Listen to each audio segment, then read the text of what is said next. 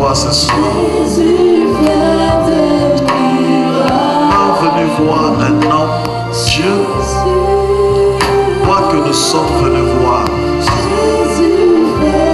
le Dieu d'Abraham, d'Isaac, le Dieu de Jacob, toi notre Dieu. Ce soir, tous ensemble, nous tendons à toi, Seigneur Dieu. Que Seigneur, tu accomplisses miracle dans nos cœurs, dans nos vies. Que tu accomplisses, oh Dieu, un prodige en nous, Seigneur. Que tu accomplisses un exploit en nous, Seigneur. Que ta puissance révèle en nous ce soir. Nous voulons ensemble saisir le temps de ta robe, Seigneur, afin que nous soyons enveloppés de ta nuée.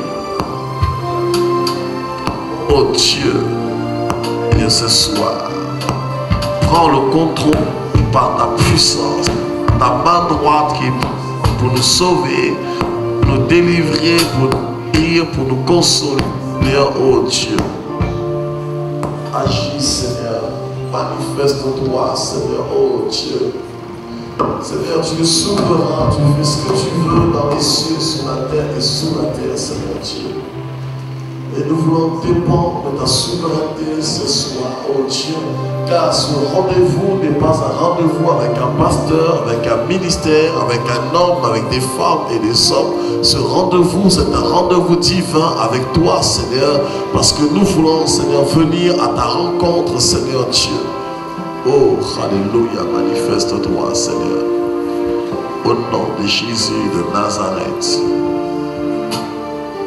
Père, merci pour ta parole. Je ne sais pas ce que tu vas faire, je ne sais pas ce que tu vas accomplir, je ne sais pas comment ton esprit me conduira ou nous conduira, Seigneur, mais ce que je sais, c'est que mon Dieu agit, mon Dieu est vivant. Quand tu es dans Jean 5, mon Père agit jusqu'à présent, verset 17, et moi aussi j'agis, et Seigneur, mon Dieu, mon roi, ainsi que mon Seigneur, je crois que tu vas agir et que tu agis déjà ce soir.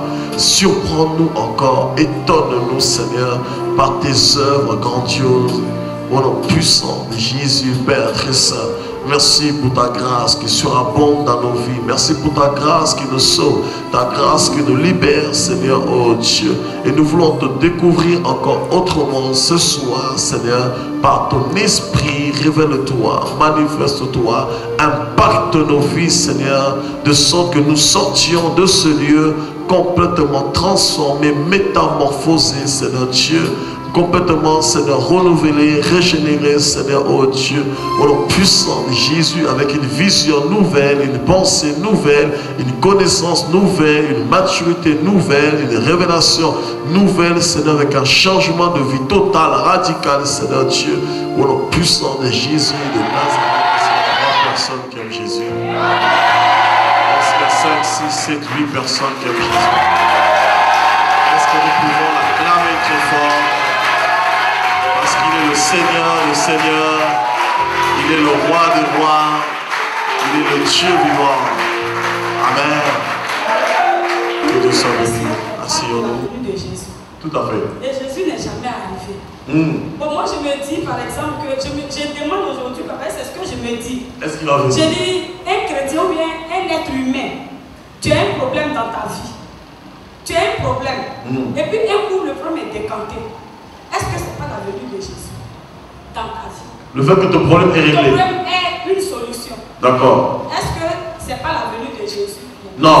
Ça, c'est l'action de Dieu dans ta vie. C'est-à-dire la bénédiction, l'action de Dieu. Mais Jésus va revenir véritablement. La Bible dit dans Matthieu 25, on nous parle des noces de l'agneau. Et dans Apocalypse 19, au verset 6 à 8, on dit, réjouissons-nous, réjouissez-vous, car les noces de l'agneau sont prêtes. Et son épouse s'est préparée pour les noces, car il lui a été donné de se revêtir des fins lins, car les fins lins sont les œuvres. Et Dieu me dit, M. Sarkozy ne sera pas réélu, c'est François Hollande qui sera réélu.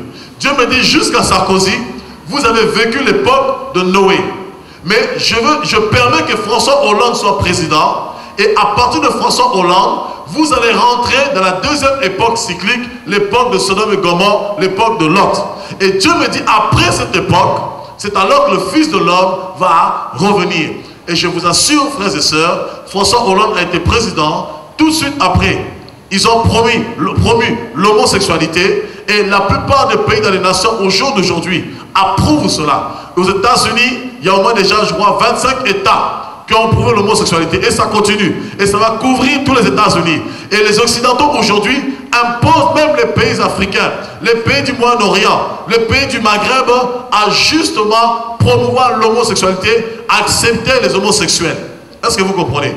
Parce que Jésus avait dit, avant qu'il revienne, il va se passer ce qui s'est passé au temps de Noé et ce qui s'est passé au temps de Lot. Et nous sommes dans ce temps-là. Et je vous assure, je ne crois pas que nous, on va encore vivre 50 ans sur la terre. Ça, c'est moi qui vous le dis. Ce n'est pas écrit, mais je vous le dis, je ne crois pas qu'on va encore vivre 50 ans sur la terre. Parce qu'au jour d'aujourd'hui, tout est réuni pour que Jésus vienne. Est-ce que vous savez que nous sommes dans le nouvel ordre mondial? Depuis le 2 avril 2009. Est-ce que vous le savez? Or, le nouvel ordre mondial, c'est en fait Genèse 11, la tour de Babel.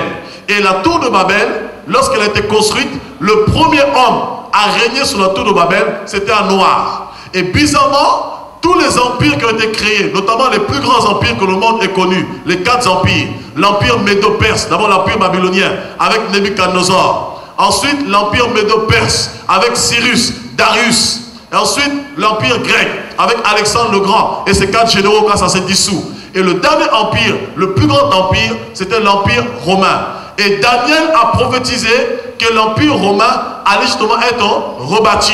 Et l'empire romain, c'est l'Europe. Parce que la Rome antique, c'était l'Italie en fait. Donc l'empire romain avait pris naissance en Italie. Et l'Italie fait partie de l'Europe. Et sauf que maintenant, l'empire romain a repris naissance, mais avec la France en tête. Notamment le couple franco-allemand, la France et l'Allemagne. Et sous la puissance de la France, l'empire romain a pris naissance. Et Apocalypse 13 nous dit, la bête va remonter de la mer, elle va être guérie de sa blessure. Or, la bête, c'est l'empire romain, elle va être guérie de sa blessure. La blessure, c'est lorsque l'empire romain s'était éteint, eh bien, cette blessure va être réanimée, l'empire romain reprend vie. Et dans cet empire romain, on va donner naissance au nouvel ordre mondial. Et c'était M. Sarkozy, au tribune de l'ONU, qui va réclamer, en 2008, qui va réclamer aux États-Unis qu'il faut impérativement que nous bâtissons le nouvel ordre mondial que nos pères ont désiré depuis des années. Et le 2 avril 2009 à Londres, ils ont déclaré officiellement le monde est rentré dans le nouvel ordre mondial. D'où le slogan nouvel ordre mondial, nouveau monde, nouvelles idées. Et bizarrement, lorsqu'on se retrouve dans le nouvel ordre mondial, la tour de Babel, qui va se retrouver maître du monde? Un noir, les États-Unis. La plus grande puissance mondiale, c'est les États-Unis. Et qui est à la tête des États-Unis? Qui est à la tête des États-Unis? Or, Obama, c'est un noir. La Bible nous dit dans Genèse 11, Nimrod, qui régnait sur la tour de Babel, était descendant de Cush. Cush veut dire l'Éthiopien, le noir. Et bizarrement, quand on se trouve maintenant dans le nouvel ordre mondial, actuellement, la tour de Babel, qui est maître de cela? C'est aussi un descendant de Cush, l'Éthiopien, Obama. Ça veut dire que la boucle, c'est...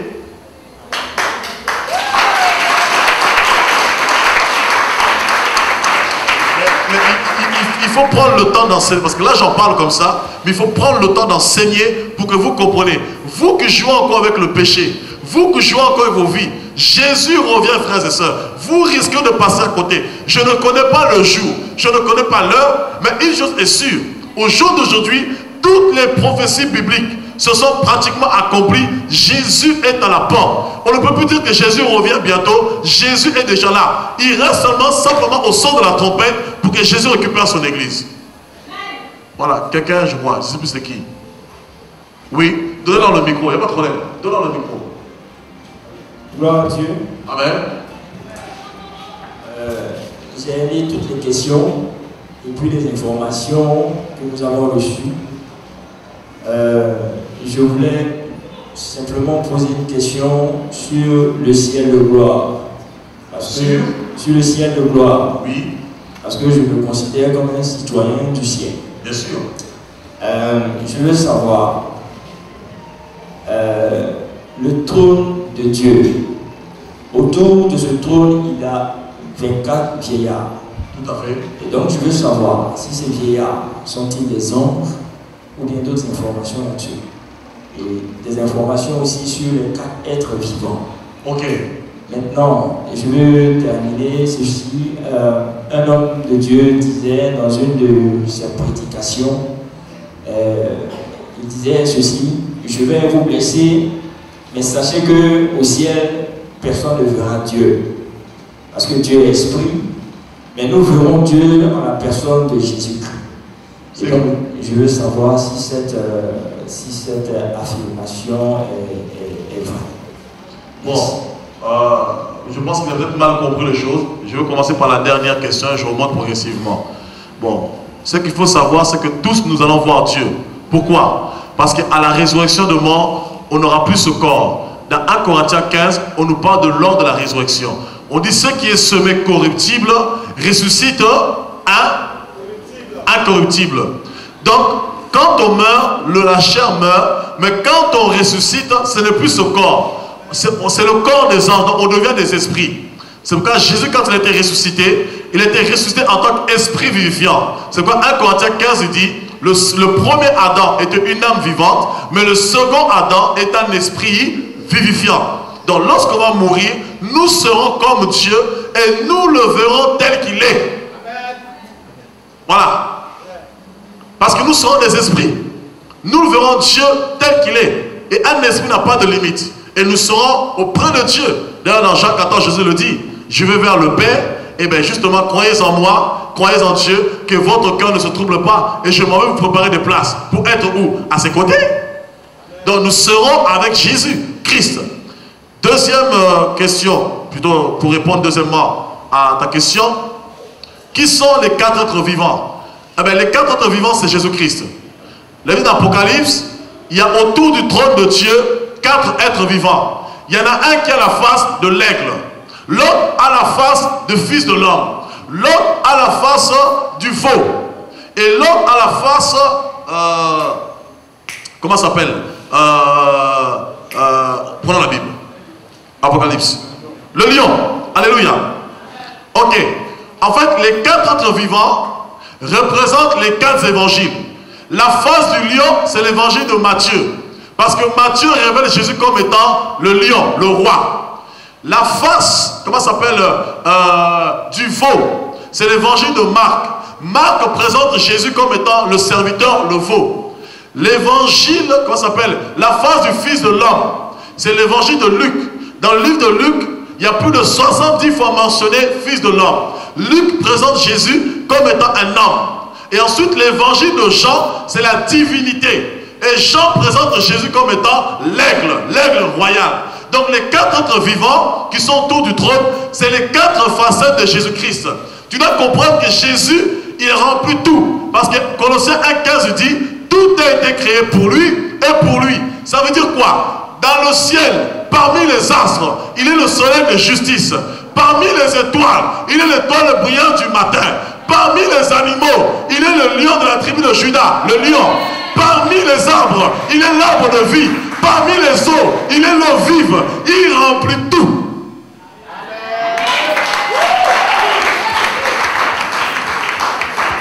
Si tu montes au ciel, tu le vois. Sur la terre, tu le vois. Dans les eaux, tu le vois. Parce qu'il remplit tout. C'est pourquoi Romains chapitre 1 dit, les astrologues, les physiciens, les sages de ce monde, ils sont inexcusables. Parce que lorsqu'on regarde les perfections invisibles de la nature, on ne peut pas dire que Dieu n'existe pas. Dans le psaume 19, le psalmiste dit, David, les cieux racontent ta gloire. Parce qu'avant que la Bible vienne, le premier livre qui parle de Dieu, c'est la création. Quand tu vois la création, tu vois Dieu. C'est bon? Je crois qu'il y avait une troisième question, je crois. C'était quoi l'autre? Les 24 vieillards. En fait, les 24 vieillards, c'est les 2 races. Les 24 vieillards, c'est la nation israélite et l'église. Pourquoi? Parce que le chiffre 12, c'est le chiffre apostolique. Le chiffre 12, c'est le chiffre de fondement. Et les 24 vieillards, en fait, c'est les 12 fils de Jacob, la nation israélite, et les 12 Jacob qui siègent autour du trône de l'agneau. Alléluia. Est-ce que tu me suis? C'est pourquoi la Bible dit justement que l'église de Dieu, autant Israël a été bâti sur les 12 tribus d'Israël, eh bien l'église de Dieu a été bâtie sur les 12, plutôt la Nouvelle Jérusalem a été bâtie sur les 12 apôtres de l'agneau. Alléluia. Voilà. C'est la nation israélite et l'église. Voilà. Donc c'est dit, devant le trône de Dieu, il y a Israël et l'église. C'est pourquoi tu ne peux pas maudire Israël. Tu dois toujours bénir Israël. Comprenez? Quand je bénis Israël, je parle des juifs. Dans Jean 4, Jésus dit le salut vient des juifs. Voilà. Parce que beaucoup de chrétiens font l'amalgame. On confond Israël, israélien, juif et hébreu. Hébreu, c'est la langue. Israélien, c'est celui qui habite en Israël. Juif, c'est celui qui pratique la loi. Or, tout Israélien n'est pas juif. Bon, on aura un temps d'enseignement. Comprenez bien. Tout Israélien peut parler hébreu, mais tout Israélien n'est pas juif. Le juif, c'est celui qui pratique la loi, la parole de Dieu. Amen. Voilà, oui. Les deux dernières personnes, et puis on a 20 minutes. Alléluia. Oui. Ma question est la suivante. C'est où? Comment connaître Jésus? Comment? Comment connaître Jésus? Comment connaître Jésus. Jésus? Ah. Comment connaître Jésus? Tu veux que je réponde? Osée 6:3. Tu peux lire? Connaissons et cherchons à connaître l'Éternel. Comment cherches-tu à connaître l'Éternel? Apocalypse 3:20. Je me tiens à la porte et je frappe. Si quelqu'un entend ma voix et ouvre, je rentrerai chez lui, je souperai avec lui et lui avec moi. Je vais répondre clairement à ta question. Dans Osée 6, on dit connaissons, c'est un ordre, c'est un impératif. Connaissons et cherchons à connaître l'Éternel. Dans Apocalypse 3:20, Jésus dit, il promet de rentrer dans le cœur de chaque personne et de souper. Or, le fait de souper, c'est l'intimité. Vous voyez un petit peu? Or, le vrai problème de beaucoup de chrétiens, ils acceptent Jésus dans leur vie, mais ils ne veulent pas l'intimité. Or, s'il n'y a pas l'intimité, tu ne peux pas le connaître. Parce que Dieu ne veut pas seulement que toi tu le connaisses. Parce que beaucoup peuvent connaître Dieu, mais ils ne sont pas connus de Dieu. Donc, Dieu veut une relation bilatérale. Un exemple concret. Lorsque vous êtes dans Luc, chapitre 10, versets 42 à 49, la Bible dit, Jésus rentre dans le village de Béthanie. Quand il arrive dans Béthanie, il va chez Marthe parce qu'il aimait beaucoup Lazare. Il passait souvent là-bas quand il allait à Capernaum. Il rentre dans Béthanie, dans la maison de Marthe. C'est Marthe qui reçoit Jésus chez elle. Or, bizarrement, au lieu que Marthe vienne au pied de Jésus, au pied du maître. Pourquoi? Parce qu'un disciple, c'est celui qui reçoit l'enseignement de son maître dans le but de devenir semblable à son maître. Donc, si tu veux être comme Jésus pour mieux le connaître, parce que pour connaître Jésus, il faut être comme lui. Pourquoi? Le cœur de l'homme répond au cœur de l'homme. Est-ce que vous comprenez? Le cœur de l'homme va répondre à l'homme. Or, Dieu est esprit. Pour comprendre Dieu, il faut aussi être en esprit. C'est pourquoi, regardez, 1 Corinthiens, j'aime toujours apporter plus de précision pour que ça soit bien clair. 1 Corinthiens 2, au verset 16. Car, qui a connu la pensée du Seigneur pour l'instruire? Or, nous avons la pensée de Christ par le Saint-Esprit. Et dans 2 Corinthiens 3, verset 14, la Bible dit, oh, le Seigneur, c'est l'Esprit. Donc, si le Seigneur, c'est l'Esprit, ça veut dire le Saint-Esprit égale Jésus. Le Saint-Esprit, le Père, le Fils, c'est la même personne. Or, le Seigneur, c'est l'Esprit. Donc, si le Seigneur égale l'Esprit, ça veut dire Jésus, c'est qui? C'est le Saint-Esprit. Et le Saint-Esprit habite en toi. Si tu es en communion avec le Saint-Esprit, forcément, tu vas devenir un avec lui. Parce que 1 Corinthiens 6 nous dit, celui qui s'attache au Seigneur devient un seul esprit avec le Seigneur. Donc automatiquement tu es en communion avec lui. Or, lorsque Jésus est rentré chez Marthe, Marthe, au lieu d'être en communion avec Dieu, elle va vaquer à divers soins domestiques. Mais par contre, Marie va saisir. Marie va venir à ses pieds, elle va recevoir l'instruction. À cause de cela, lorsque Lazare va mourir, Jésus n'a pas ressuscité Lazare parce que Marthe est venue le voir. Mais Jésus a ressuscité Lazare parce que Marie est venue la voir. Pourquoi? Parce que Marie est assise au pied de Jésus, en écoutant la parole de Dieu, elle savait comment marcher avec Jésus. Elle savait comment parler avec Jésus. Elle savait comment respecter Jésus, comment honorer Jésus, comment marcher la sanctification. Ce qui fait que lorsque Jésus est venu, Marthe va vouloir commencer à agresser Jésus. Si tu étais là, mon frère ne serait pas mort, mon frère serait sauvé. Mais par contre, Marie, elle va dire la même chose que Marthe. Mais la seule différence, lorsque Marie vient, elle se prosterne. Elle avait compris que c'était le Seigneur qui était devant. Et devant le Seigneur, tu dois faire révérence. Dans la Bible, dans le psaume, porte, élevez vos linteaux, que le Dieu de gloire fasse son entrée. Dieu, on ne le commande pas. Quand tu es devant le Seigneur, il faut la révérence.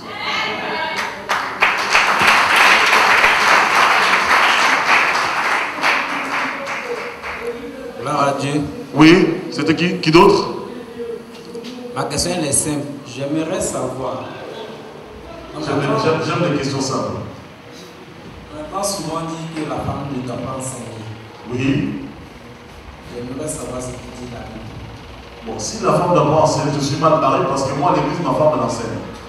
Et ma femme elle prêche aussi la parole. Et elle prie aussi pour les gens, Dieu se manifeste.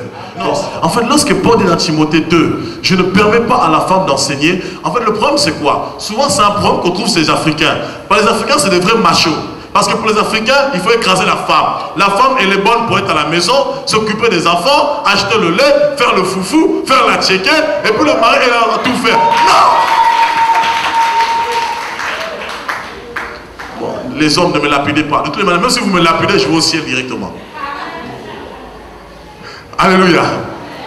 Non, frères et sœurs, nous voyons dans l'histoire de l'église, de Genèse à Apocalypse, beaucoup de femmes jouaient un rôle prépondérant. En fait, qu'est-ce qui se passe? Lorsque Paul parle ici, vous allez voir ce qui est bizarre. Lorsque Paul donne ses recommandations, il ne parle jamais à l'église de Jérusalem. Il parle toujours aux églises païennes. Pourquoi? Parce que les païens étaient paganisés. Il y avait un désordre parmi les païens. Or, chez les juifs, la femme a toujours le respect de l'homme. Chez les juifs, la femme connaît sa place. C'est-à-dire, depuis la naissance, la femme, elle sait qu'elle doit s'occuper de la maison. La femme, elle sait qu'elle doit enseigner. C'est pourquoi chez les juifs, pour devenir juif, il faut que ta mère soit juive et non ton père. Pourquoi? Parce que l'éducation ne vient pas du père, mais l'éducation vient de la mère. Parce que c'est la femme sage qui bâtit sa maison. Est-ce que vous me suivez? Ok, maintenant je vais vous expliquer encore plus loin. Pourquoi Paul dit cela? Parce qu'à l'époque, en Asie mineure, qu'est-ce qui se passait? Il y avait des femmes comme Lydie dans Acte 16, marchandes de pourpre. Et les femmes, en fait, par rapport à leur position, il y avait beaucoup de femmes marchandes qui avaient beaucoup de moyens. Et petit à petit, progressivement, les femmes ont commencé à prendre de l'autorité sur l'homme. Est-ce que vous comprenez un petit peu? Et Paul maintenant est venu pour remettre l'équilibre. Pour dire, je ne permets pas à la femme d'enseigner d'une manière radicale. Pourquoi? Parce que la femme a pris le dessus sur l'homme. Or, Dieu avait créé l'homme et la femme ensuite. Est-ce que vous comprenez? Et comme l'ordre de Dieu avait été renversé, Paul, pour remettre l'ordre, il a parlé d'une manière radicale. Mes frères, si on dit que la femme doit se taire à l'église, les femmes qui prophétisent, les femmes qui parlent de Dieu, les femmes qui évangélisent. D'ailleurs, quand vous regardez dans nos églises, il y a toujours plus de femmes que des hommes.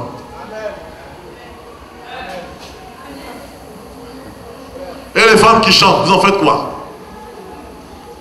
La femme doit servir Dieu. Et elle peut servir Dieu. D'ailleurs, Jésus l'a dit dans Josué 24, 15. Moi et ma maison, nous servirons l'Éternel.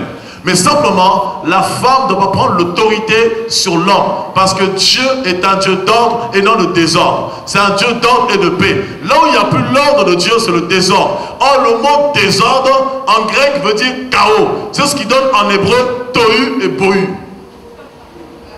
Ah oui? Ah oui, c'est parce que là on n'enseigne pas. Si je devais prendre le temps d'enseigner, vous savez, moi j'aime l'enseignement. Les enfants que je forme, on passe des nuits d'enseignement. On commence la parole à 18 h, on finit même le lendemain, c'est pas un problème. Parce que moi j'aime la parole. C'est comme ça qu'ils se forment. Parole, parole, parole, parole, parole. On peut s'enfermer, enseignement, prière, enseignement, prière, enseignement, prière. Ce qui fait qu'au bout d'un mois, ils prêchent tous la parole de Dieu. Parce qu'on bâtit la vie chrétienne non seulement pas seulement par les guérisons, les miracles, parce que la plus grande délivrance, c'est ne pas être délivré des démons. Parce que tu peux être délivré des démons et être ignorant. La plus grande délivrance, c'est là. C'est pourquoi Jésus a dit, mon peuple périt faute de connaissance. Parce que les démons peuvent partir. Mais si tu ne connais pas ta position, si tu ne connais pas ton identité, on va toujours marcher sur toi. On va toujours t'écraser. On va profiter de toi. C'est pourquoi Paul dit dans Galates chapitre 4 verset 1, aussi longtemps que l'héritier demeure un enfant, il ne diffère en rien d'un esclave, bien qu'il soit le maître de tout. Est-ce que vous comprenez? Peut-être Dieu permettra à l'occasion, le prophète, on aura un temps de formation, des ministères, je ne sais pas, des pasteurs, des anciens, peu importe. Et bien là, ce jour-là, par contre, vous avez intérêt à enlever l'heure. Parce que moi, quand je suis à l'église, ils savent. Dès que je commence à prendre le micro, enlever la montre. Voilà. Quand je vais chez les autres, je me soumets. Ça me dérange un peu, mais je me soumets. Mais quand je suis à la maison, tout de suite, quand je prends le micro, enlevez-moi la montre. Je ne veux pas voir la montre. Je ne peux pas prêcher la parole et regarder pour me dire, il me reste ça, ça. Ça ne passe pas. Parce que lorsque je prends la parole pour enseigner, il faut donner tout ce que Dieu nous communique en ce moment-là. Amen. Comprenez? On se soumet partout où on va. Là, je parle de la maison. Amen. Voilà. Comment? Ça a été. Amen. Ok. C'est bon, mon frère? Il est où le frère? C'est bon? On aura l'occasion de bien enseigner tout ça. Tu vas mieux comprendre. C'est comme, vous voyez, c'est si on interdit la femme de parler. Quand la Samarie a été bouleversée, Dieu s'est servi de qui pour bouleverser la Samarie? Dans Jean 4. Qui a dit, venez voir un homme qui m'a tout dit? C'est pas l'évangélisation? Elle n'a pas parlé de Dieu? Et la Bible nous dit quoi? Toute la Samarie a suivi. Si la femme devait fermer sa bouche, pourquoi la Samarie est sortie? S'il ne fallait pas écouter la femme, pourquoi toute la Samarie a écouté la femme? Et ils sont tous partis à la rencontre de Jésus. Et quand ils vont arriver vers Jésus, ils diront maintenant à la femme, nous avons cru, non pas parce que tu as parlé, mais parce que nous-mêmes maintenant, nous avons vu. Amen. Ah, c'est des choses compliquées, j'ai l'impression. On aura l'occasion, on aura l'occasion. Oui, la dernière personne et puis c'est fini. On partage rapidement. Ok, bon, pasteur, une question concernant la création. Oui. Lorsque Dieu a créé la terre et les cieux, il demandait est-ce que le diable existait? Oui. Pourquoi? Parce que bon, lorsque lui et la suite du verset, la Bible dit qu'il y avait des ténèbres à la surface de la terre. Ah. Donc il demandait est-ce que réellement les ténèbres sur le diable existaient au début de la création ou c'est après que le diable est venu? Bon, non. Lorsque Dieu a créé les cieux et la terre, le diable existait. Vous m'accordez 5 minutes, je peux quand même prouver ça ou pas? Lorsque Dieu a créé les cieux et la terre, le diable existait. Alléluia. Lisons la Bible. Ézéchiel.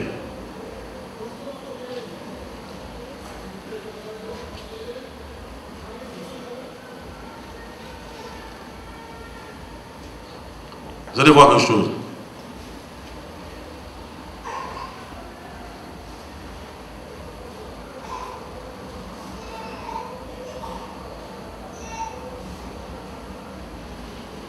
C'est bon? Ézéchiel 37. Non, pas 30, 27, je suis sur 27, j'ai dit 37. Bon, pour faire plus vite, hein, pour ne pas perdre du temps, on va prendre 2 minutes seulement. Ézéchiel 28. À partir du verset 11. La parole de l'Éternel me fut adressée en ces mots. Fils de l'homme, prononce une complète sur le roi de Tyr. Tu lui diras, ainsi parle le Seigneur éternel. Vous avez un tableau ici? Oui, un tableau pour enseigner. Bon, à l'occasion, Dieu permettra l'occasion. Alors, verset 12. Fils de l'homme, prononce une complète sur le roi de Tyr. Tu lui diras, ainsi parle le Seigneur l'Éternel. Tu mettais le sceau à la perfection. Tu étais plein de sagesse, parfait en beauté. Tu étais en Éden, le jardin de Dieu. Écoute, alléluia.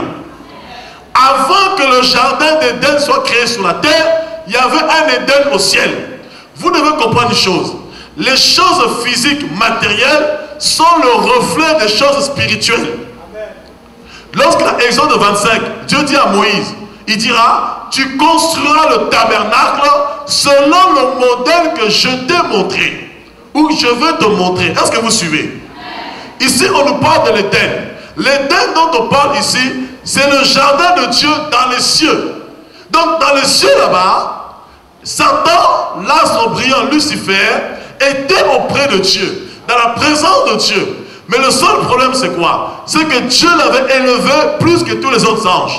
À cause de cette élévation, l'orgueil est monté dans son cœur. Et quand l'orgueil est monté, Dieu le précipite. Regarde, pour te montrer que Satan était là. On est où? C'est quel verset? 13. Ézéchiel 28, 13. Tu étais en Éden, le jardin de Dieu. Tu étais couvert de toute espèce de pierres précieuses, de sardoine, de topaz, de diamants, de chrysolite, d'onyx, de jaspe, de saphir, d'escarboucle, d'émeraude et d'or. Tes tambourins et tes flûtes étaient à ton service, préparés pour le jour où tu fus créé. Donc Satan a été créé. Tu étais un chérubin protecteur aux ailes déployées. Je t'avais placé et tu étais sur la sainte montagne de Dieu. Or, la sainte montagne de Dieu se trouve où? Tu marchais au milieu de pierres étincelantes. Tu as été intègre dans tes voies depuis le jour où tu fus créé jusqu'à celui où l'iniquité a été trouvée chez toi. Par la grandeur de ton commerce, tu as été rempli de violence et tu as péché. Je te précipite de la montagne de Dieu et je te fais disparaître, chérubin protecteur, du milieu des pierres étincelantes. Ton cœur s'est élevé à cause de ta beauté. Tu as corrompu ta sagesse par ton éclat. Je te jette. Oh, je te jette. Je vous le prouve. Apocalypse 12. Apocalypse 12.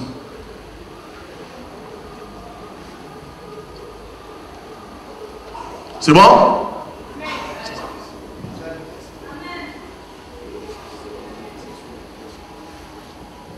Apocalypse 12. Verset 7. Et il y eut guerre dans le ciel. Michel et ses anges combattirent contre le dragon.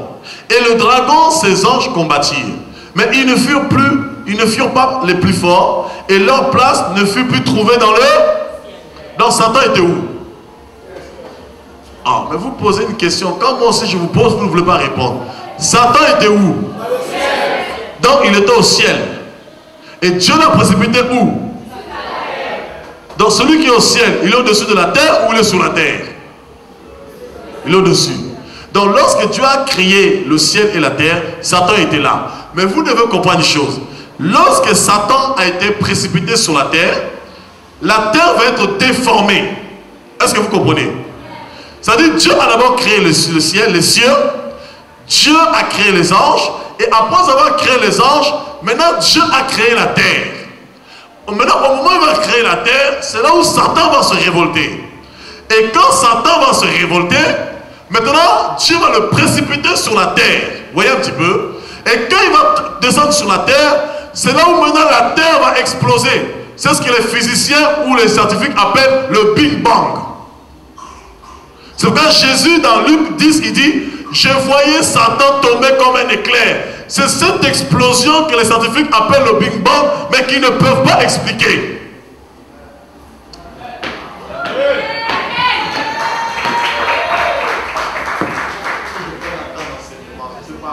Il y a une notion d'enseignement. Vous comprenez ce que je vous dis ou pas?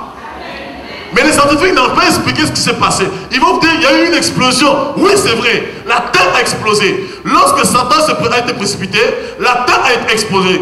Et lorsque la terre a explosé, ça a créé ce qu'on appelle l'informe et le vide. C'est ce qu'on appelle en hébreu tohu bohu, ou littéralement chaos. La chute de Satan a entraîné le chaos sur la terre. Et la terre est devenue informe et vide.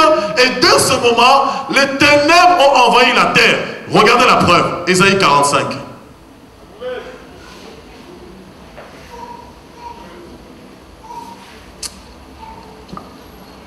Vous m'en voulez pas, j'espère. Vous êtes fatigué?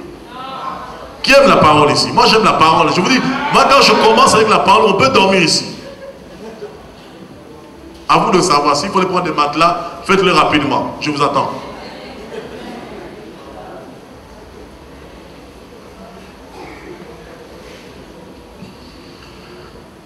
Ésaïe 45, verset 18. Regardez. Car ainsi parle l'Éternel, le Créateur des cieux, le seul Dieu, qui a formé la terre, qui l'a faite et qui l'a affermie, qui l'a créée pour qu'elle ne soit pas qu'il a formée pour qu'elle soit... Donc, Dieu a créé la terre pour qu'elle ne soit pas déserte. Mais pourquoi la terre était déserte? C'est la chute de Satan qui a rendu la terre déserte. Et le mot désert ici, c'est ce qui donne Tohu Bohu. Tohu Bohu veut dire littéralement désert, chaos, aride. Est-ce que vous comprenez? Amen.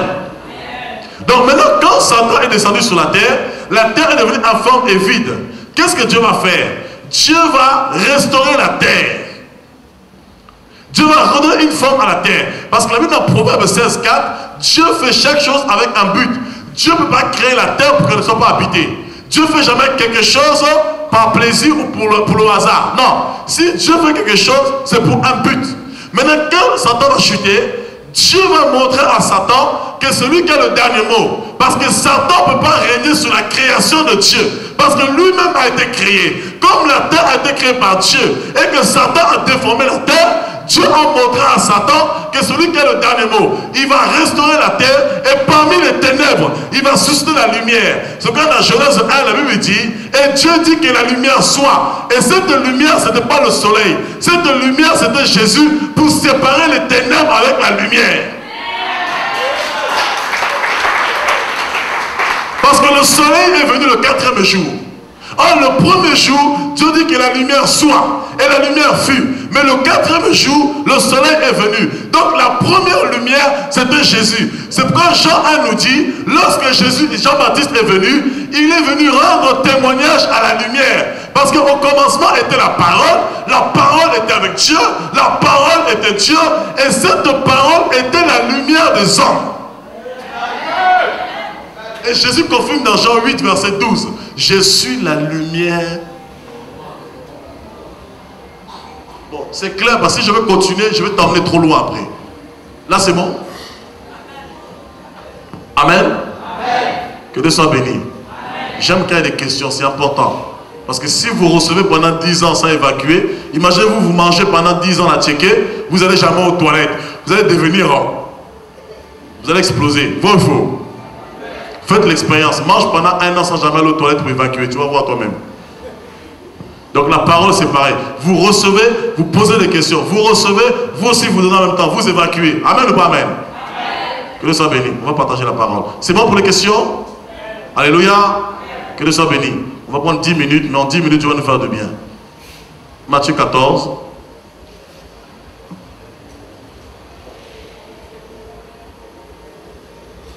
Ça va, c'est rentré? Qui aime la parole ici? Qui aime la parole de Dieu ici? Est-ce qu'on peut acclamer Jésus très fort?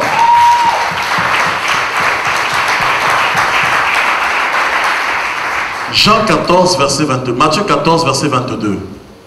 Aussitôt après, il obligea les disciples à monter dans la barque et à passer avant lui de l'autre côté, pendant qu'il renverrait la foule.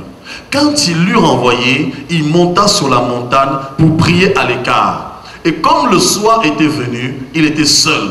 La barque déjà au milieu de la mer était battue par les flots, car le vent était contraire. Ah, j'aime le vent. À la 4e veille de la nuit, donc 3 heures du matin, Jésus alla vers eux, marchant sur la mer.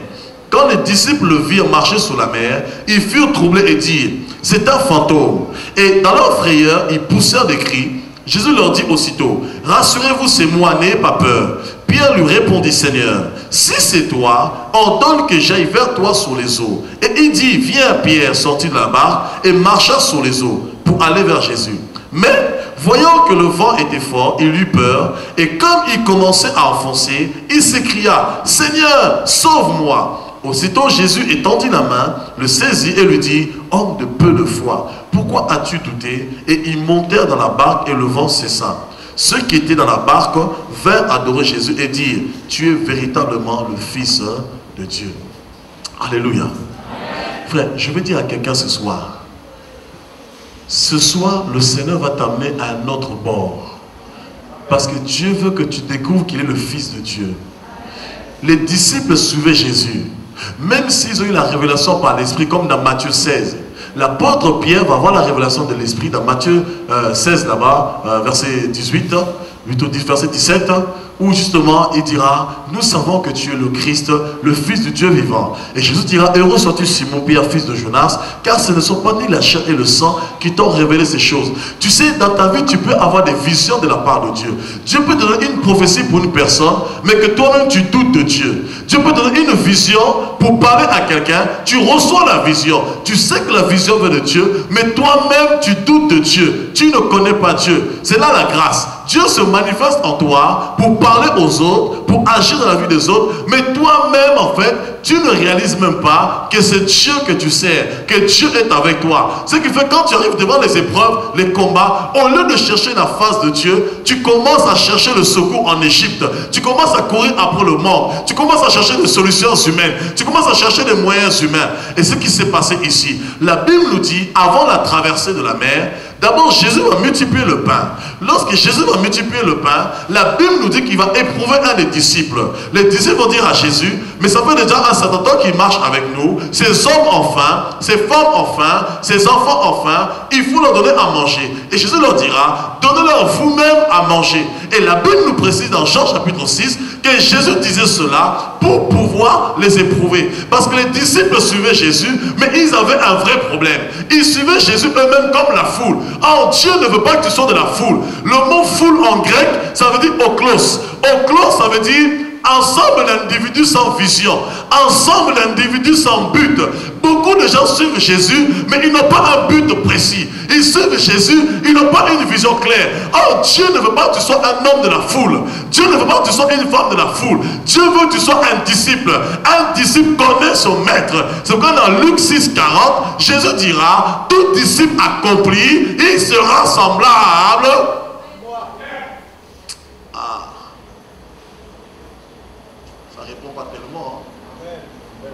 Vous me freinez dans l'action de l'esprit. Vous savez, frère, je veux que vous suivez vraiment avec moi. Dans Luc 6, 40, Jésus dira, tout disciple accompli, il sera semblable à son maître.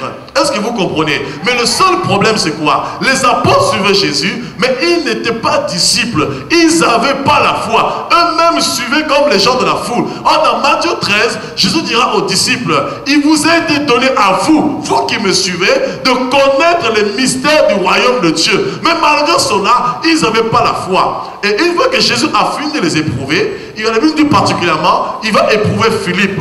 Lorsqu'il va éprouver Philippe pour voir sa foi, que Jésus va multiplier le pain. Après avoir multiplié le pain, il s'est dit certainement ça les a servi de leçon. Après ce qu'ils ont vu, certainement ils vont continuer à avoir foi. Et qu'est-ce que fait Dieu? Il met encore une épreuve devant eux. Frère, je vais te dire une chose. Pour que tu parviennes à la connaissance du Fils de Dieu, il faut que Dieu mette des épreuves devant toi. Vous savez, dans Jean chapitre 9, on nous parle d'un homme aveugle de naissance. Et cet homme qui était aveugle, les disciples, les apôtres vont dire à Jésus, mais dis-nous un peu, maître, est-ce celui qui a péché? Est-ce ses parents qui ont péché pour que cet homme naisse aveugle? Pourquoi? Parce que les apôtres connaissaient la loi. La loi dit dans Exode 20 que Dieu punit l'iniquité des pères sur les enfants. Et Jésus leur dit non, ce n'est pas que cet homme ait péché, ce n'est pas que ses parents aient péché, mais Dieu a permis cette maladie, car cette maladie ne mène pas à la mort, mais c'est pour que la gloire de Dieu soit manifestée. Et Dieu va se révéler progressivement à cet homme aveugle jusqu'à ce qu'il va réaliser que Jésus-Christ est le Messie. Est-ce que vous me suivez? Ça veut dire quoi? Il y a des épreuves que Dieu permettra dans vos vies, non pas pour justement vous nuire. Dieu permet les épreuves dans vos vies, c'est parce qu'il veut se révéler à vous. Il veut que vous puissiez le connaître. Il veut créer une intimité dans vos vies pour parvenir à la connaissance du Fils de Dieu.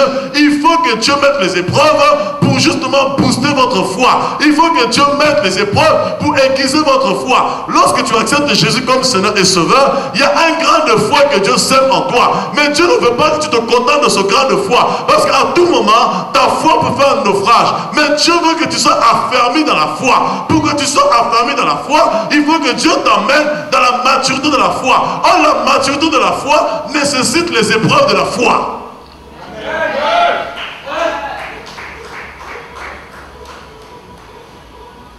Alléluia. Et lorsque Jésus finit de faire le miracle, la Bible nous dit, Jésus leur dit, passons à l'autre bord. Frère, je veux te dire une chose. Ce soir, Jésus veut que tu passes à l'autre bord. Pendant des années, tu étais dans un bord. Vous savez, le bord symbolise les soucis. Le bord, ça veut dire les épreuves. Le bord, c'est quoi? C'est les choses que tu maîtrises. Tant que tu as encore pied à terre, tu maîtrises. Tu es encore maître de ta vie. Dans Jean 21, verset 18, Jésus dit à Simon-Pierre, lorsque tu étais jeune, tu faisais ce que tu voulais. Tu allais où tu voulais. Mais quand tu seras plus vieux, un autre te scindra, tu étendras tes mains et il te conduira là où tu ne voudras pas forcément. Ça veut dire quoi? Tant que tu as encore le pied sur le rivage, tu maîtrises encore la situation. Or, Dieu ne veut pas que tu maîtrises ta vie par toi-même. Dieu va te passer de l'autre bord. Pourquoi? Pour te mettre en plein milieu de l'eau, pour voir comment tu vas réagir. Pour te montrer c'est lui le Seigneur de ta vie. C'est lui le donneur de ta vie, que tu n'es pas maître de ta vie, que ta vie ne dépend pas de toi, mais ta vie dépend de lui. Alléluia.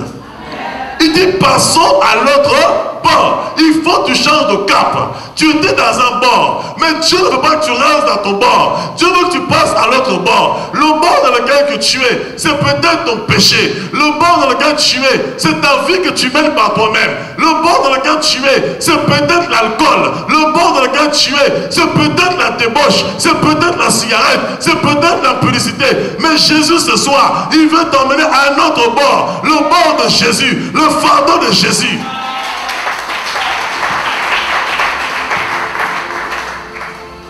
Quand tu arrives au bord, tu es fatigué. Et la vie que tu peux mener te fatigue. Le fait de tout faire par toi-même. Tu sais pertinemment que tu n'arrives pas à t'en sortir. Mais tu veux quand même tout faire par toi-même. Alléluia.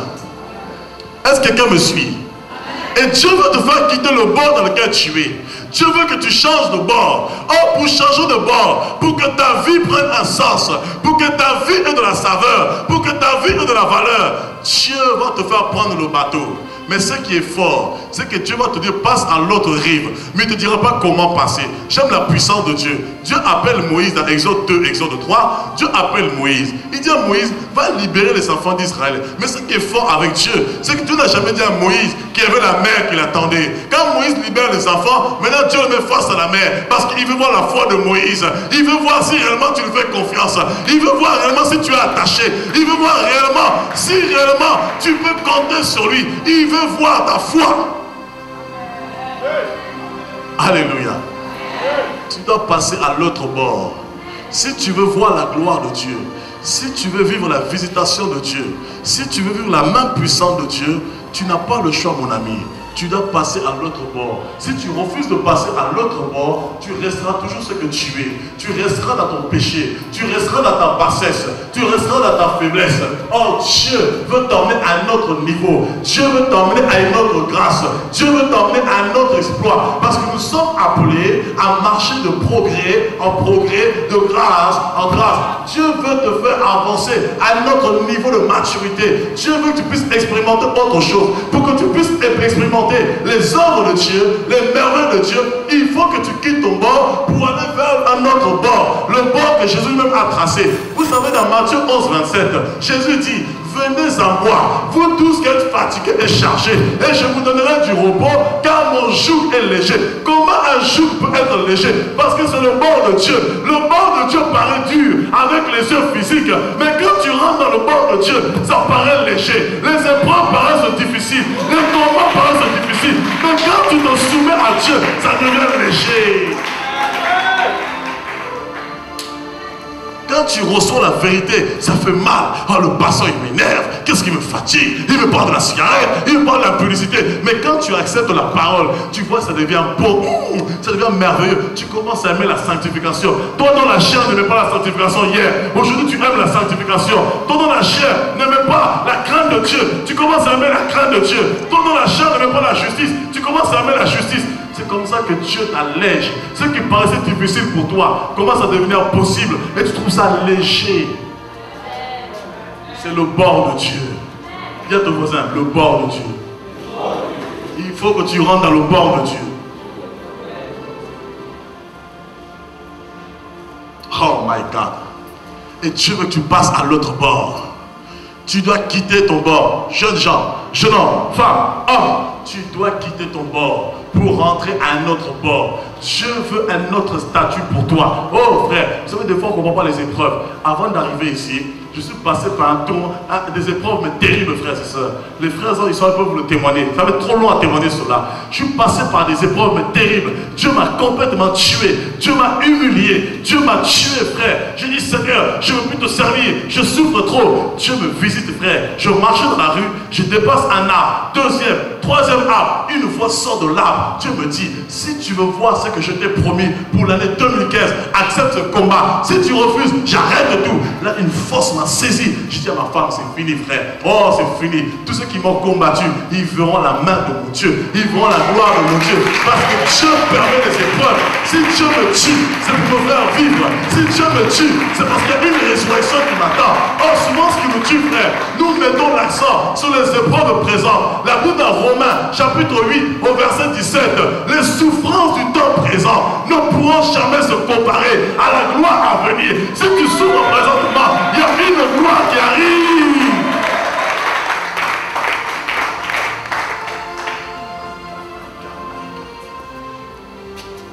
Est-ce que tu comprends quelque chose? Alléluia. Jésus dit, passons à l'autre bord. Vous savez ce qui est fort avec Dieu? Il dit, passons à l'autre bord et lui, il disparaît. Vous savez, quand on sert le Seigneur, Dieu nous demande certaines choses. On prie comme ça, tu jeûnes, tu pries, Dieu n'est plus là. Il fait silence. Pourquoi? Parce que Dieu te regarde. Il veut voir comment tu te comportes, comment tu vas réagir par rapport à la parole qu'il t'a dit, par rapport à la parole que tu as entendue. Maintenant, Dieu attend ta réaction. Il dit, passez à l'autre bord. Les disciples vont maintenant prendre le bateau, ils prennent la barque pour aller à l'autre bord. Quand ils vont prendre la barque pour se retrouver justement à l'autre bord, qu'est-ce qui va se passer, frères et sœurs? Quelque chose de terrible. Ils vont se retrouver en plein milieu de la mer. Et quand ils vont se retrouver en plein milieu de la mer, la Bible nous dit une chose. Jésus va monter sur la montagne. Pourquoi, frère? Parce que sur la montagne, Jésus intercède pour nous. Sur la montagne symbolise la présence de Dieu. Dans Ésaïe chapitre 2, la Bible nous dit, et la montagne de l'Éternel s'élèvera au-dessus de toutes les montagnes. La montagne symbolise le trône de Dieu. La montagne symbolise la présence de Dieu. Lorsque Jésus montait sur la montagne, c'était pour intercéder. Ce que les apôtres ne savaient pas. Pendant qu'ils étaient en plein milieu de la mer, Jésus était sur la montagne pour fortifier leur foi. Ça veut dire quoi, frère? Je veux dire une chose. Si à un moment tu sers le Seigneur, Dieu t'appelle à passer à l'autre bord. Et lorsque tu te mets à prier, tu te mets à jeûner, tu n'entends aucune voix, tu cherches la face de Dieu, tu jeûnes pendant 40 jours, tu pries, Dieu ne te parle pas. Je veux te rassurer, s'il ne te parle pas, c'est parce qu'il parle à quelqu'un pour toi. Il parle à quelqu'un pour plaider pour toi. Il parle à quelqu'un pour défendre ta cause. Il parle à quelqu'un pour soutenir ta foi. Hey!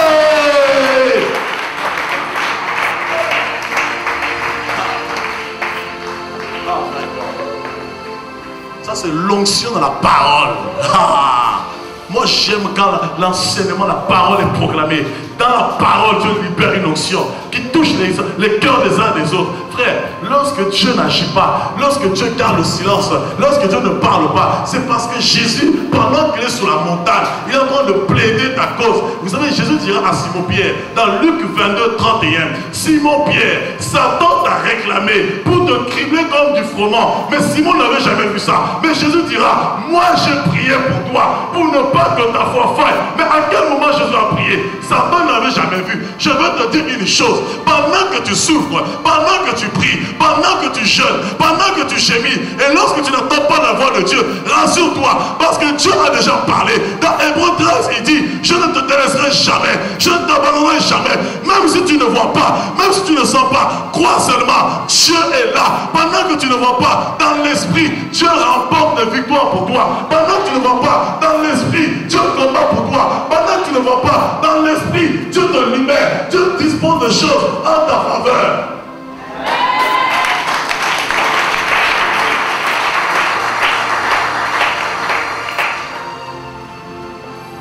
Alléluia. Oh frère, je veux t'emmener à une maturité de la parole. Je veux t'emmener à une maturité de la foi, oh frère.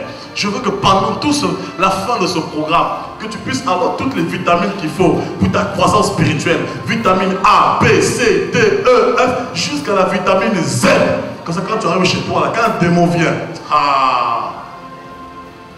vous savez l'histoire des fils de Séba? Qui connaît? dans Acte 19. Paul chasse les démons, les fils de Séva viennent. Au nom de Jésus que Paul le prêche, sors. Le démon a dit, Paul, on connaît. Jésus, on connaît. Mais vous là, vous êtes qui? Ah, ils ont commencé à les chicoter. Qui sont sortis complètement nus. Vous comprenez? Mais toi là, tu connais ce Jésus. Quand les démons viendront, tu sauras de qui tu parles. Quand les démons viennent, tu dis, hé, toi, tu ne joues pas avec moi. Car celui qui est en moi, il a écrasé la tête de ton maître. Il y a 2000 ans sur le mont Golgotha, lieu du crâne, selon la prophétie de Genèse 3:15, la postérité de la femme t'écrasera la tête. Mon maître a écrasé ta tête. Et comme moi je suis en lui, moi aussi j'écrase ta tête. Parce qu'il m'a donné le pouvoir de marcher sur toi, de marcher sur les démons, sur les scorpions et sur toute la puissance de votre maître. Donc en moi vous ne pouvez rien parce qu'il n'y a aucune condamnation pour ceux qui sont en Jésus. Là tu parleras avec assurance. Tu ne trembleras plus devant les sorciers de ta famille. Quand les sorciers viennent chez toi, ne cours pas, fais-leur à manger. Une onction, frère, une huile bien onctionnée. Quand tu fais la tchéké là, dis Seigneur, avec la tchéké, quand il va manger lui-même, il va tout vomir. Ah oui, il va tout confesser. Tiens, tante, mange. Ah, c'est bon. Hein? Moi, mon enfant, pardonne-moi. Je t'ai fait du mal pour rien. Ah, mon enfant. Mais pourquoi? Regarde ce que je fais. Ah bon, continue à manger. Ah, mon enfant. Pardonne-moi. Mais quoi? Pardonne-moi. Ah, mon enfant. Là, elle-même elle confesse. Elle dit, maman, c'est pas grave. Je te pardonne. C'était l'ignorance. Maintenant, je veux te parler d'un qui est plus fort. Qui est plus grand que ton maître. C'est mon Jésus. Si tu rencontres mon Jésus, il peut te libérer. Si tu rencontres mon Jésus, il peut te restaurer. Si tu rencontres mon Jésus, il peut te combler l'amour. Si tu rencontres mon Jésus, il peut te changer. Il peut te transformer. Il peut te délivrer. Alléluia. Est-ce que quelqu'un me suit? Ah oui, frère. Passons à l'autre bord. Et Jésus les met en plein milieu. Il se trouve sur la montagne en train de prier. Sur la montagne, il prie. Sur la montagne, il intercède. Sur la montagne, il crie à Dieu pour nous. Et vous savez ce qui se passe après? Quand Jésus est sur la montagne, il priait pour leur foi, pour fortifier leur foi. Quand il a fini de prier, vous savez ce qu'il a fait? C'est comme ça. Il a soufflé un vent. Ce vent-là, c'est Dieu qui a soufflé ce vent. Il souffle un vent. Je veux dire une chose.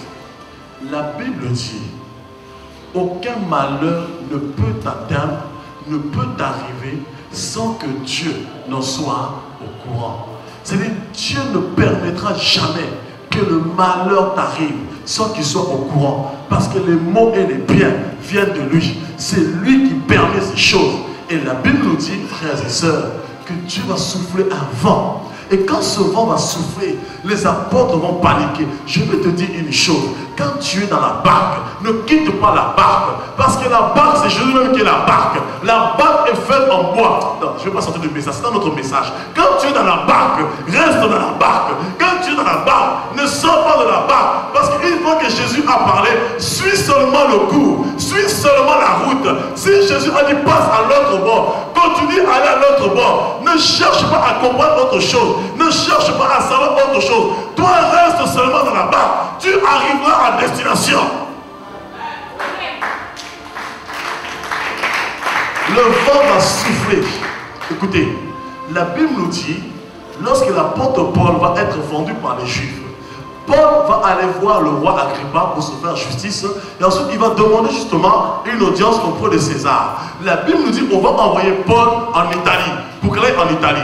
Et lorsque Paul justement naviguait pour aller en Italie, la Bible nous dit qu'il y avait un vent à l'époque. Après l'île de Chypre et de Malte, il y avait un vent. Et ce vent, c'était le plus grand vent du Midi. À l'époque, c'était le vent qui arrachait tout. Et ce vent s'appelait Eurocylon. Héroclon. Ah, frère, lorsque Héroclon s'était abattu sur le navire de Paul, Paul a failli mourir. Mais la Bible nous dit, la nuit, Dieu se révèle à Paul. Dieu dit à Paul, ne t'inquiète pas, ne t'agite pas. Malgré le vent Héroclon, tu ne mourras pas. Non seulement toi, tu ne mourras pas, aucun de ceux qui sont avec toi ne mourront. Parce que je le mets sous tes pieds. Je veux te dire une seule chose.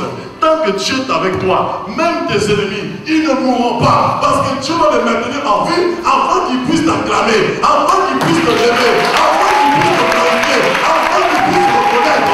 Ah.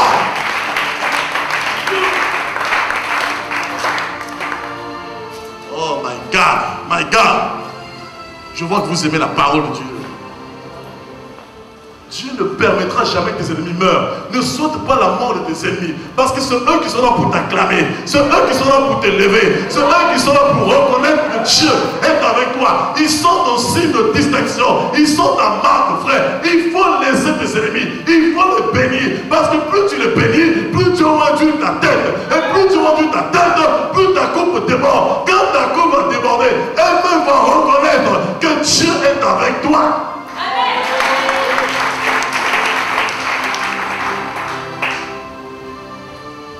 Ah oui, frère.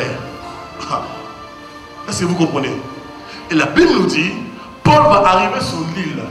Et quand il est arrivé sur une île, c'était une île de barbares. Il y avait des barbares sur cette île. Après avoir failli faire un naufrage, il arrive sur l'île de barbares, l'île de Malte. Et sur l'île de Malte, il y avait des barbares. Et ces barbares vont voir Paul. Paul va vouloir prendre un brasier pour faire du feu. Et quand il va prendre justement ce brasier, malheureusement, un serpent et une vipère vont le piquer. Et quand le serpent va le piquer, les barbares disent, ah sûrement, cet homme est un voleur. Voilà qu'il a failli mourir. Il arrive maintenant sur notre île, et sur notre île, un serpent le pique. La Bible dit, après avoir constaté pendant un certain temps, ils ont vu que Paul n'était pas mort. Ils ont dit, ah sûrement, cet homme est un Dieu. Je veux te dire une chose, ceux qui pensent que tu vas mourir, ils vont reconnaître que tu ne mourras pas. Ceux qui pensent que c'est fini pour toi, ils reconnaîtront que c'est pas fini. Ceux qui pensent que c'est la mort, ils reconnaîtront que c'est pas la mort. Surveillez-moi les gens, il y a une notion dans cette salle. Il y a une action de l'esprit, frère. Je ne touche personne. Mais il y a tellement une notion de la parole va libérer les uns et les autres. Dieu, par sa parole, va visiter son peuple. C'est la foi que je vous communique. Laissez-moi juste finir un peu, pasteur. Je dois rendre le micro, mais il faut que je finisse. Cette onction, je ne peux pas partir avec. C'est pour ce soir. Les barbares ont constaté, les barbares ont reconnu que le Dieu de Paul était le Dieu véritable. Les barbares ont reconnu que Dieu était avec Paul. Ils vont dire, ah sûrement, cet homme est un Dieu. C'est là où Paul va dire, non, je ne suis pas un Dieu, mais le Dieu qui a créé les cieux et la terre habite en moi. C'est lui qui fait de moi un homme extraordinaire. C'est lui qui fait de moi un homme spécial. C'est lui qui fait de moi un homme spécialement spécial. Hey! My God! Oh, quelle onction dans cette salle! My God! C'est un marteau ce soir. La parole est un marteau ce soir. Ah oui! C'est un marteau ce soir. Ah oui, frère. Je veux que tu comprennes cela. Il va les laisser en plein milieu de la mer. Il va éprouver leur foi. Il va voir réellement si réellement ils ont foi ou s'ils n'ont pas foi. Dieu suscite ce vent. Et la Bible nous dit, ils vont commencer à être effrayés. Ils vont commencer à trembler. Frère, je veux te dire une chose. Dieu ne pourra jamais te laisser. Même si tu es fatigué, il ne permettra pas la mort. Il permettra que la frayeur t'attende. La Bible nous dit dans Matthieu 7, Jésus dit, voici à quoi, ou celui à qui ressemble, celui qui entend mes paroles. Matthieu 7, 24. Et les met en pratique. Il est semblable à un homme qui a bâti sa maison et posant le fondement sur le roc. Les vents se sont abattus sur la maison. Les torrents se sont abattus. Mais néanmoins, la pluie s'est abattue sur la maison. Mais la maison est restée inébranlable. La maison bâtie sur le sable, elle finit par s'effondrer. Mais la maison bâtie sur le roc. Et je veux te dire une chose. En tant qu'enfant de Dieu, tu es la maison de Dieu. La Bible dit dans 1 Corinthiens 3,16, vous êtes une habitation de Dieu. En esprit, tu es une maison. Tant que tu es bâti sur Dieu, personne ne pourra t'effondrer. Jamais. Parce que Jésus est le roc. Jésus est la base. Il te soutient. Même si les vents s'abattent, même si les marées s'abattent, même si les tempêtes s'abattent, même si les tsunamis s'abattent, tu ne pourras pas être effondré. Oui, tu prendras un coup. La maison va bouger. La maison va secouer. Tu vas t'effrayer. Tu vas avoir peur. Mais une chose est sûre, il ne permettra jamais que la mort t'atteigne. Il ne permettra jamais l'échec de ta vie. Il ne permettra jamais que tu échoues. Parce que si tu échoues, ça veut dire que Jésus a échoué.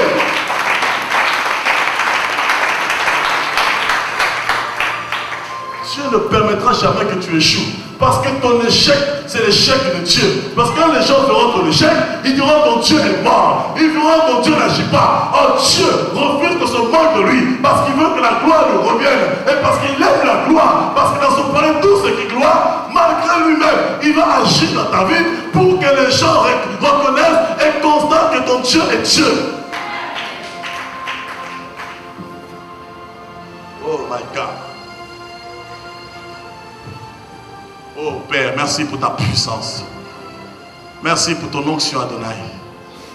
Merci pour ta grâce dans ce lieu. Merci pour ce peuple que tu libères. Ah oui, Dieu me dit ce soir, c'est le festival de la parole. C'est l'onction de la parole qui va libérer les uns et les autres. Dieu me dit ce soir, c'est l'onction de la parole qui va affranchir les uns et les autres ce soir. Ah oui, j'aime Dieu. Dire de votre Dieu agit comme il veut. Alléluia. En plein milieu de la mer.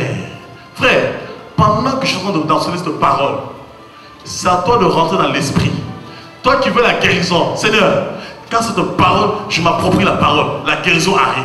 Seigneur, je m'approprie la parole, la délivrance arrive. Je vous dis, c'est la guérison, la délivrance par la parole, la restauration par la parole. Il envoya sa parole et sa parole est. Il y a un temps, c'est la prière. Il y a un temps, c'est la parole qui pénètre, frère. Et quand la parole prend place dans nos âmes, dans nos cœurs, il y a un travail qui se fait. La délivrance s'opère, la restauration, la guérison s'opère par la parole. Car vous connaîtrez la vérité et la vérité vous affranchira. Oh, Shakaba Sakai Kamashike. Oh, tu es Dieu Adonai. Tu règnes, tu règnes, tu règnes. Alors Jésus souffle ce vent. Il commence à trembler. Frère, Jésus n'a jamais dit que le vent ne va jamais s'abattre sur ta maison. C'est Jésus qui permet que les vents s'abattent sur toi. Dieu permettra le vent pour te secouer. Le but du vent, c'est de remuer un petit peu. Le but du vent, justement, c'est pour t'éprouver. Dieu permettra le vent dans ta vie. Le vent symbolise les épreuves. Le vent symbolise les combats. Le vent symbolise la maladie que Dieu peut permettre dans ta vie. Comme dans la vie de Job. Le vent symbolise les difficultés par lesquelles tu passes. Le vent symbolise le chômage. Le vent symbolise ton mari qui est parti. Le vent symbolise tes enfants qui sont partis. Le vent symbolise ta femme qui est partie. Le vent symbolise, oh, la crise. Le vent symbolise la disette. Le vent symbolise la souffrance. Le vent symbolise le rejet vis-à-vis des hommes. Le vent symbolise, oh frère, la condamnation. Le vent symbolise les mauvaises paroles des hommes contre toi. Le vent symbolise les hommes qui se liguent contre toi. Dieu permettra ces choses parce qu'il veut t'emmener quelque part. Dieu permet le désert. Dieu dit dans Osée chapitre 2, je t'ai attiré dans le désert pour parler à ton cœur. Oh, le désert c'est un lieu aride. Le désert c'est un lieu où il fait très chaud, où le soleil te brûle. Le désert c'est un lieu où tu rencontres les serpents. Le désert est un lieu où tu rencontres les scorpions. Dieu t'emmènera dans le désert. Dieu t'emmènera dans les épreuves, dans les combats, pour parler à ton cœur, pour bâtir la foi en toi.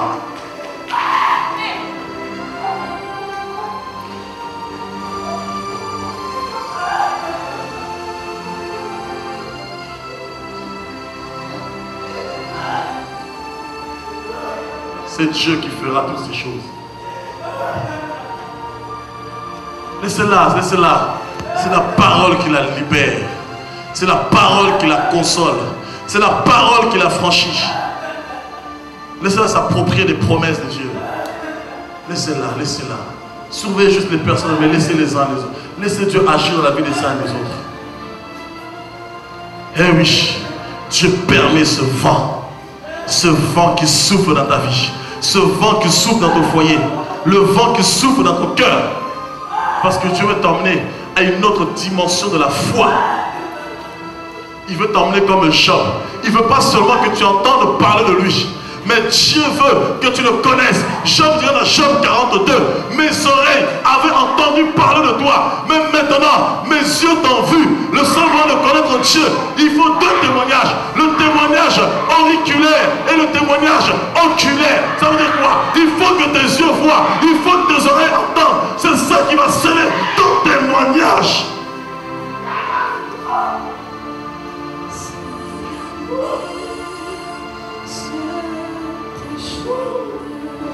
Oh my God. Oh Jesus. My God. You reign. You reign. Oui, Seigneur. My Almighty. Thank you, Lord, for your presence. Touch your church, Lord. Visit your people, Lord. Visit your people, Lord. Thank you for your presence. Dieu prend contrôle de ce lieu. Dieu prend contrôle de ce lieu. Surveille la femme dans le fond avec l'enfant. Surveille-la vite. Vite, vite, vite, vite, vite, vite. Enlève l'enfant, enlève l'enfant. Enlève l'enfant. Oh, Jesus. Surveille-moi les personnes. Un mouvement de l'esprit. Dieu bâtit la foi de plusieurs. Dieu bâtit une ferme assurance des choses qu'on espère. Une démonstration de ce qu'on ne voit pas.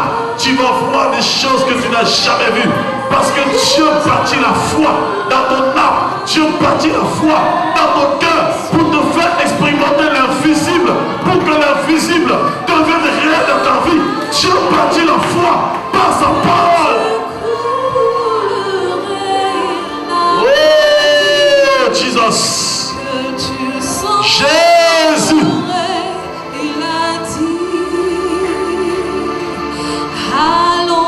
Oh, Jésus.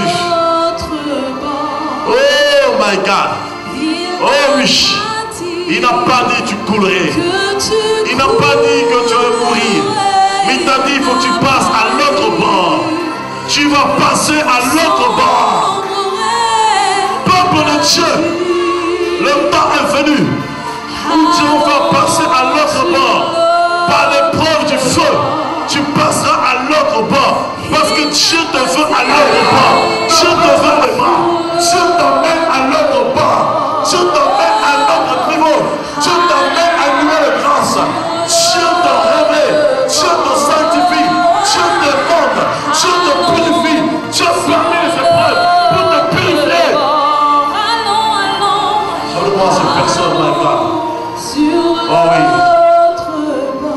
Une onction pour vous. Une onction pour vous.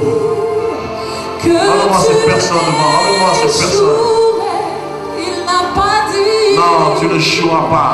Tu ne joueras pas. Tu ne joueras pas. Oh oui. La soeur est bien. Oui. La soeur là. Avec le mouvement sur la tête là. Oui. Oui. Donne-moi cette personne devant. Il y a une visitation de l'esprit. Tu tiens les deux. Les trois. Oui. Venez. Oh my God. My God. Oh oui. Vous êtes des vases que Dieu va remplir. Ce soir, Dieu vous remplit. Dieu vous remplit ce soir. Dieu remplit ce vase que vous êtes. C'est un vent nouveau. C'est un souffle nouveau. C'est un temps nouveau. Dieu vous remplit. Esaïe 52. Purifiez-vous. Vous qui portez les vases de l'Éternel. Vous êtes des vases que Dieu remplit. Oh oui. Vous allez déborder. Vos coups vont déborder.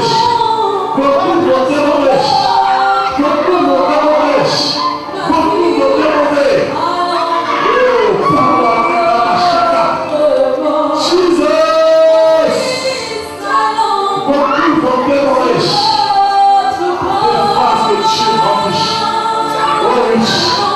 vous remplisse de son esprit, de son esprit.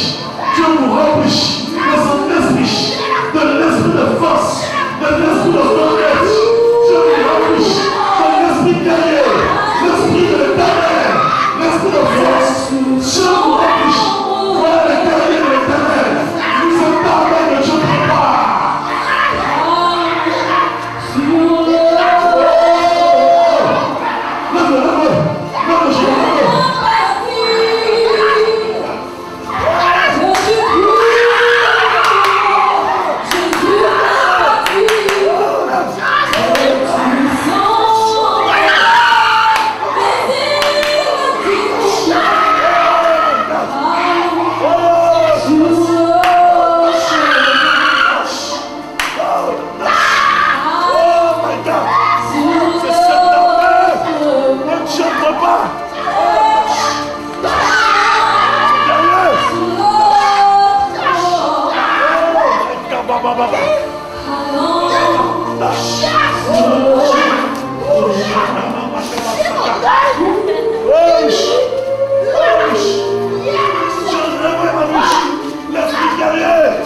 C'est l'esprit de prophète.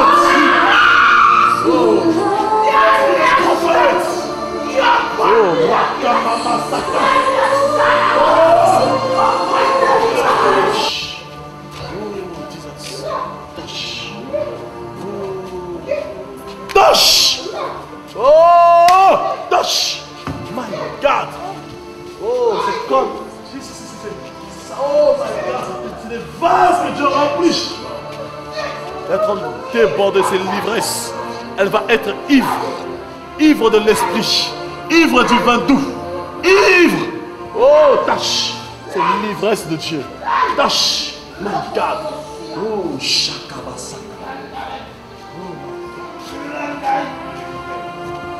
Merci pour cet enfant. Vous allez voir des enfants prophétiser ici. Pasteur, vous allez voir des enfants prophétiser ici. Vous allez voir des enfants qui vont se lever, parler de la part de Dieu. Père, merci. Merci pour cet enfant. Au nom puissant de Jésus de Nazareth. Au nom de Jésus de Nazareth. Je bénis cet enfant, Adonai. Dans le nom puissant de Jésus. Elle va chanter le louange de Dieu. Oh oui, Père, merci. L'onction est sur cet enfant. Vous serez étonnés de cet enfant. Oh, personne ne mettra la main sur cet enfant. Dieu marque cet enfant de son empreinte. Père, merci pour ta puissance. Merci pour ton esprit. Oh, Jesus. Jesus. Au nom de Jésus de Nazareth. Au nom de Jésus de Nazareth. Au nom de Jésus de Nazareth. Au nom de Jésus. Je bénis cette femme. Dans le nom puissant de Jésus-Christ. Tu ne pourras pas la détruire. Tu ne pourras pas la détruire, je te dis. Tu ne pourras pas la détruire. Tu ne pourras pas la détruire. Au nom puissant de Jésus de Nazareth. Père, je la bénis. Qu'elle soit libre. Qu'elle soit en paix. Au nom puissant de Jésus de Nazareth. Au nom de Jésus. Sois en paix, femme. La paix de Dieu soit.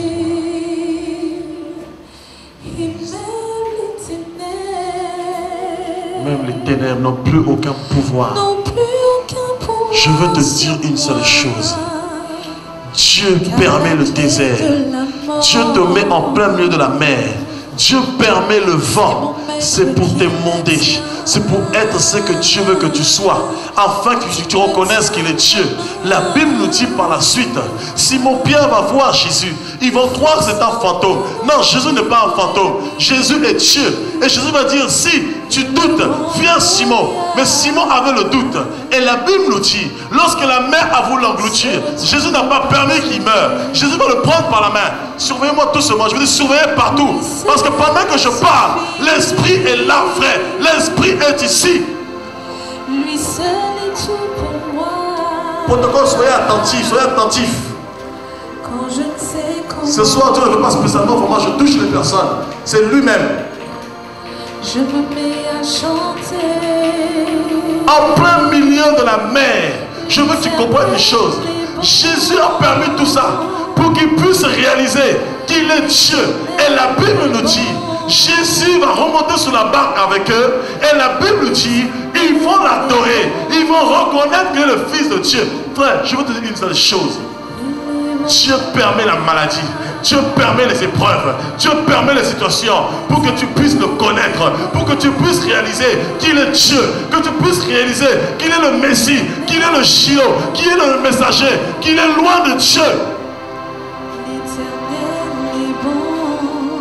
Il est bon. Il est bon.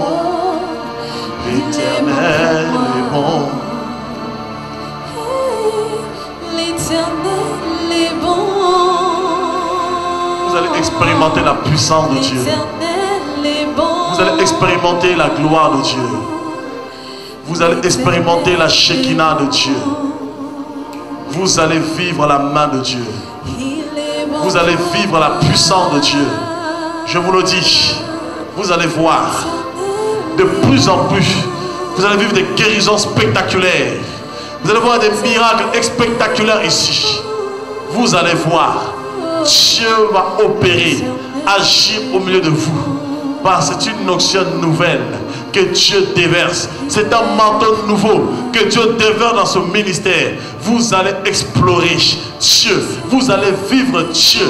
Vous allez voir Dieu. Vous allez saisir le pan de sa robe. Oh my God, Jesus. Oh, touch, maman. My God, touch. Que la guérison te pénètre complètement. Que la guérison soit complète. Au nom puissant de Jésus de Nazareth. Au nom de Jésus. Sois guéri par. Je te proclame guéri. Au nom de mon Dieu. Le Dieu que je sais. Le Dieu que je sais. L'Éternel est bon. Oh, pasteur. L'Éternel est bon. Regarde ce que Dieu est en train de faire. Regarde ce que Dieu est en train de faire. Dieu est en train de souffler un vent nouveau dans ce ministère qui t'a confié. Dès que je passe sur la pasteur, c'est un manteau nouveau que Dieu déverse dans le ministère. C'est un manteau nouveau avec une onction prophétique. Un manteau nouveau. Tu vas enseigner la parole autrement. Tu vas proclamer la parole autrement. C'est un manteau nouveau. Dieu me dit c'est un manteau nouveau qui déverse dans ce ministère. Ah oui. Ah oui. Merci pour cette huile fraîche. Pour cette onction fraîche que j'ai reçue. Dieu merci. Parce qu'il a été au de vous ce soir. Et sa parole est venue relever le niveau de ta foi. Est venue relever le niveau de ta foi. Bénis-le ce soir. Te rendons gloire. Nous te magnifions. Nous t'adorons. Nous exaltons ton nom, toi qui es Dieu. Oh Dieu, ce soir, nous te bénissons. C'est une nouvelle dimension de la révélation de Dieu.